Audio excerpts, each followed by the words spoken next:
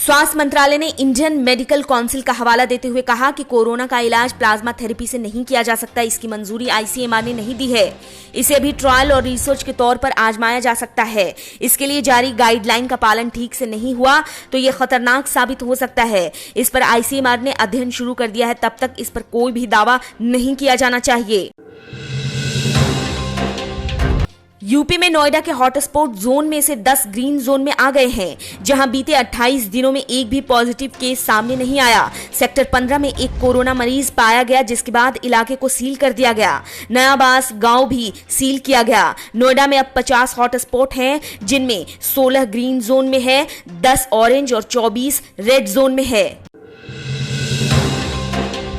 केंद्रीय मानव संसाधन विकास मंत्री रमेश पोखरियाल निशंक ने एक ट्वीट कर कहा कि कोविड-19 से पैदा हुई स्थिति को देखते हुए मिड डे मील योजना के तहत खाना पकाने की लागत के वार्षिक केंद्रीय आवंटन में 10.99% की बढ़ोतरी की घोषणा की गई, जिससे अब ये आवंटन 7,300 करोड़ रुपए से बढ़कर 8,100 करोड़ रुपए हो जाएगा। उन्होंने बताया कि गर्मी छुट्टी में भी मिड डे मील उपलब्ध कराने की मंजूरी दी जा रही है।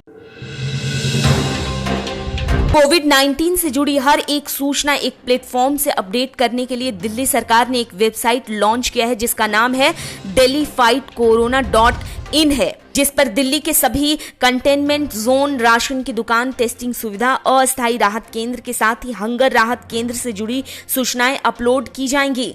इस वेबसाइट पर एक एकल खिड़की की व्यवस्था की गई है, जिस पर राशन, ई कूपन और ई पास के आवेदन किया जा सकेगा। दिल्ली बीजेपी अध्यक्ष मनोज तिवारी ने कोरोना वॉरियर्स की लिस्ट में सफाई कर्मचारी को न शामिल करने पर दिल्ली सीएम अरविंद केजरीवाल पर निशाना साधा था, जिसका जवाब देते हुए आप सांसद संजय सिंह ने कहा कि मनोज तिवारी जी, नफरत घृणा का कोई इलाज संभव नहीं। अरविंद केजरीवाल जी की निंदा से पहले आदेश को पढ़ लेते तो जग हंसाई न होती। सैनिटेशन स्टाफ की मृत्यु पर 1 करोड़ मिलेगा, ये साफ लिखा है।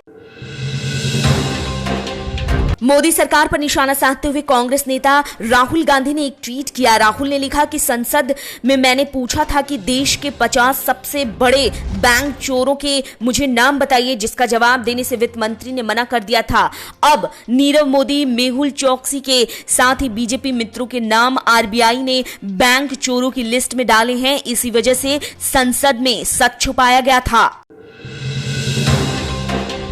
बैंकिंग कोरेस्पोंडेंट के तौर पर काम करने वाले 20,000 कॉमन सर्विस सेंटर्स को भारतीय विशिष्ट पहचान प्राधिकरण ने आधार अपडेट करने की इजाजत दी है, जिसके बाद आपके घर के पास जो भी कॉमन सर्विस सेंटर है वहां आधार को अपडेट करा पाएंगे। यूआईडीएआई के इस फैसले के बारे में सूचना प्रौद्योगिकी मंत्री रविशंकर प्रसाद ने सोशल मीडिया पर एक पोस्ट के जरिए बताया।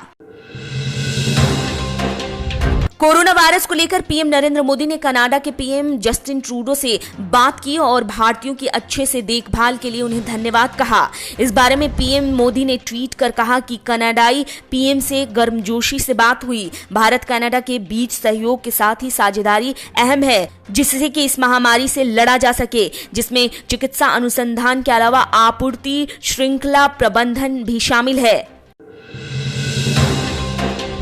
गरीबों की मदद के लिए अभिनेत्री शबाना आजमी आगे आई हैं। शबाना ने बताया कि एक्शन इंडिया के साथ साझेदारी करके वो गौरवान्वित हैं, साथ ही आभारी भी हैं, जिससे 21 राज्यों और 1 केंद्र शासित प्रदेश तक मदद पहुंचाई गई। ये मदद 172 जिलों में 10 लाख से ज्यादा लोग तक पहुंची। कच्चा राशन, बना हुआ खाना और स्वच्छता उत्पादों को हमने राहत उपायों के रूप में प्रदान किया है। सभी योगदानकर्ताओं को धन्यवाद। भारत को बॉक्सिंग की दुनिया से बड़ा झटका मिला। विश्व बॉक्सिंग एसोसिएशन ने 2021 में होने वाली वर्ल्ड बॉक्सिंग चैंपियनशिप की मेजबानी भारत से छीन ली है।